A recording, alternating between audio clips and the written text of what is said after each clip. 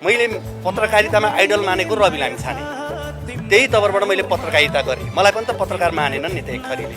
आज म राजनीति गर्दै गर्दाखेरि मलाई राजनीति पत्रकार नमान्नेले आज मलाई यो राजनीतिज्ञ हो भनेर नमान्न पनि पाउँछ नि, उसको अधिकारको कुरा।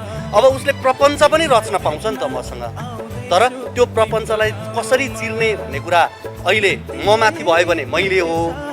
अहिले मेरो सभापतिमाथि भइरहेको कुरा सभापतिले पनि चिर्दै हुनुहुन्छ, हामीले पनि उहाँलाई सहयोग गर्छौँ। पाण्डवको पक्षमा हामी छौँ, जित पाण्डवकै हुन्छ। आजबाट मैले मेरो सभापति भन्छु रवि लामिछाने। योभन्दा अगाडि म दाई हुन्थेँ, पत्रकारिताको हिसाबले पनि मैले अग्रजको रूपमा मैले उहाँलाई लिएको हो।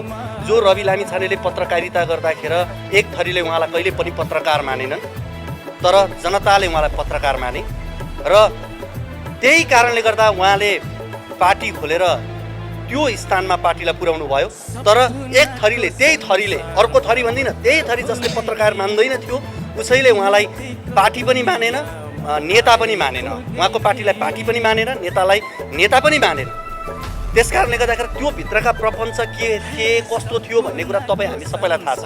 आज रवि लामिछाने जेलभित्र हुँदा पनि बाहिर के छ, रवि लामिछाने के हो भन्ने कुरा तपाईँ हामी सबैलाई थाहा छ। मैले यो कुरा भन्नै पर्दैन। मैले